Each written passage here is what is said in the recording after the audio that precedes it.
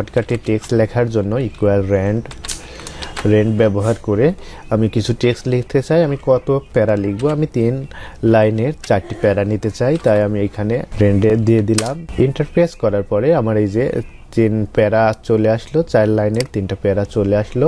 এখন এই লেখার মধ্যে আমি বিভিন্ন ফরম্যাটিং দেখিয়ে দিব। এখন আমরা এই ডকুমেন্টটাকে অর্থাৎ এই টেক্সটগুলোকে বিভিন্ন ফরম্যাটিং এর মাধ্যমে কিছু ফরম্যাটিং এর কাজ শিখে নিব। এইখানে আমাদের প্রথমেই টুলস আছে বোল্ড টুলস, আমি দিতে চাই অর্থাৎ নিচে দাগ দিতে চাই, তাহলে এইখানে আন্ডারলাইনে ক্লিক করব। তাহলে আন্ডারলাইন ক্লিক করলেই দেখতে পাচ্ছেন এইখানে আন্ডারলাইন হয়ে গেল। এইখানে এই ডকুমেন্টের এই যে আমি সিলেক্টকৃত টেক্সটটা আমি একটু বড় করতে চাচ্ছি, তাহলে এইখানে দেখুন ফন্ট সাইজ আছে, এই ফন্ট সাইজের মাধ্যমে আমি এই টেক্সটটাকে বড় করে নিতে পারবো। এখানে কাঙ্ক্ষিত সাইজটা লিখে দিলেও সরাসরি আমি যদি আমার কাঙ্ক্ষিত সাইজটা লিখে দিই, দিয়ে এন্টার বাটনে চাপ দিই, তাহলে আমার সেই সাইজে ফন্টটা বড় হয়ে যাবে। তো আমি এই সাইজটাকে 20 করে নিচ্ছি। এখন আমি যে বোল্ড, ইটালিক, আন্ডারলাইন করেছি এগুলোকে আবার তুলে